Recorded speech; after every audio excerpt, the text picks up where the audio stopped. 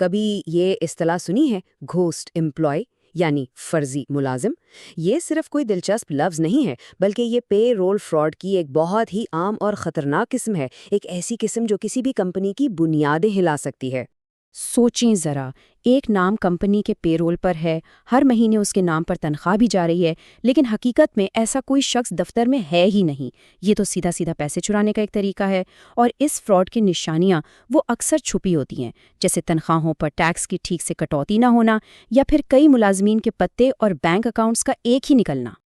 اچھا، تو اسی طرح کے فراڈ سے بچنے کے لیے آج ہم پے رول کے حفاظتی نظام کو ایک بالکل مختلف نظر سے دیکھیں گے، بالکل ہمارے جسم کے مدافعتی نظام کی طرح۔ جس طرح ہمارا مدافعتی نظام ہمیں بیماریوں سے بچاتا ہے، ویسے ہی ایک کمپنی کا اندرونی کنٹرول سسٹم اسے ایسے مالی خطرات سے محفوظ رکھتا ہے۔ دیکھیں، یہ سمجھنا بہت ضروری ہے کہ پے رول کسی بھی کمپنی کے سب سے بڑے اخراجات میں سے ایک ہوتا ہے۔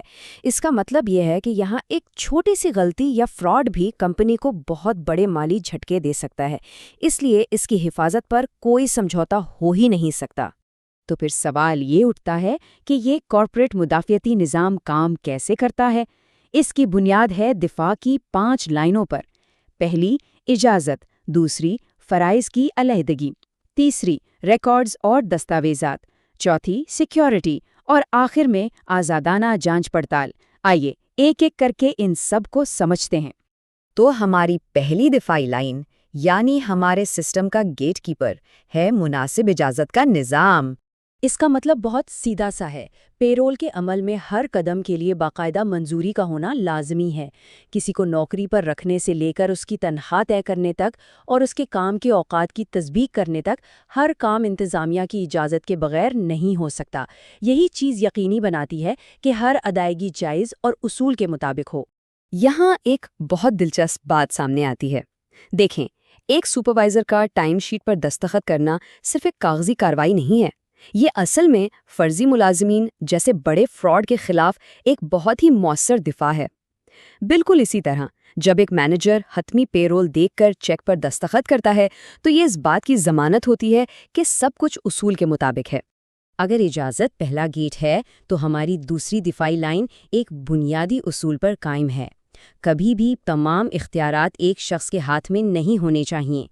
اسے یوں سمجھیں کہ ایک ہی شخص کو تجوری بنانے، اس میں پیسے رکھنے اور پھر اس کی چابی سنبھالنے کی ذمہ داری نہیں دی جاتی۔ جب اختیارات اور ذمہ داریاں تقسیم ہوتی ہیں تو کسی ایک شخص کے لیے فراڈ کرنا اور پھر اسے چھپانا تقریباً ناممکن ہو جاتا ہے۔ اس اصول کے تحت 3 اہم ذمہ داریاں ہیں جنہیں ہمیشہ الگ رکھا جاتا ہے۔ پہلا، اجازت دینا، جیسے کسی کی نوکری پکی کرنا یا تنخواہ طے کرنا۔ دوسرا، ریکارڈ رکھنا، یعنی پے رول بنانا۔ اور تیسرا، اثاثوں کی حفاظت، جیسے چیک پر دستخط کرنا اور انہیں ملازمین تک پہنچانا۔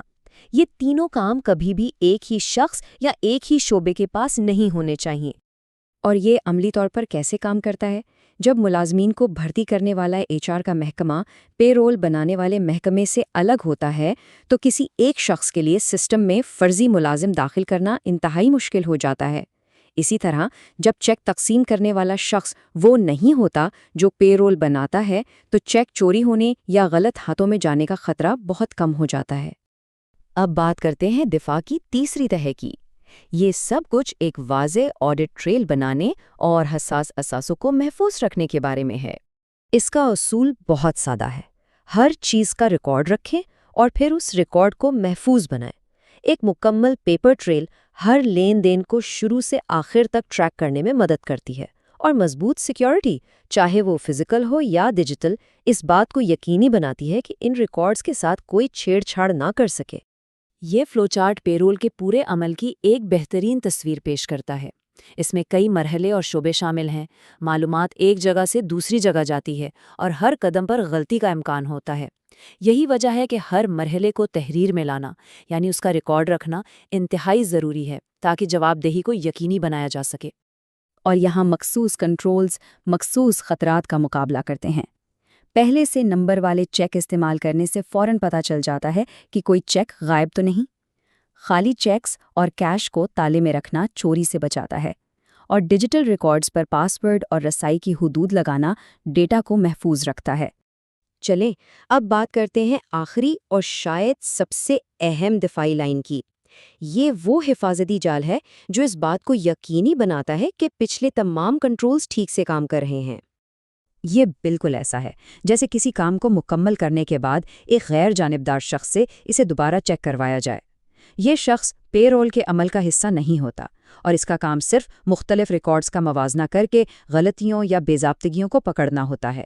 اس کی کچھ بہترین مثالیں یہ ہیں: ٹائم شیٹس کا پے رول رجسٹر سے موازنہ کرنا تاکہ یقینی بنایا جا سکے کہ ادائیگی صحیح کام کے گھنٹوں کے لیے ہو رہی ہے، اور سب سے اہم، بینک سٹیٹمنٹ کا کمپنی کے ریکارڈ سے موازنہ، جو کسی بھی قسم کے فراڈ یا غلطی کو پکڑنے کا سب سے مؤثر طریقہ ہے۔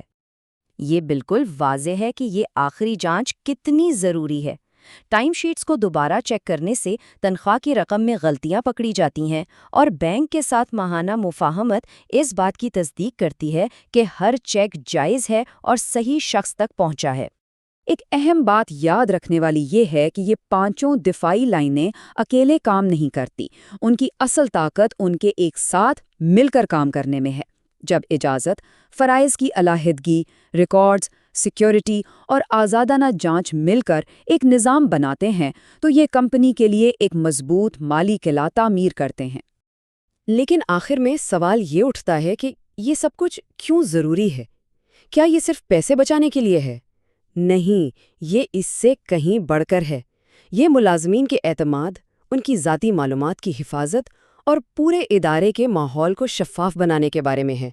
جب نظام پر بھروسہ ہوتا ہے تو ملازمین کا حوصلہ بھی بلند ہوتا ہے۔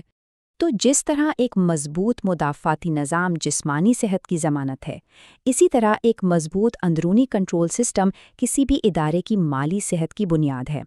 اور یہ ہمیں سوچنے پر مجبور کرتا ہے کہ ہمارے ارد گرد موجود اداروں کے یہ مدافعاتی نظام در حقیقت کتنے مضبوط ہیں۔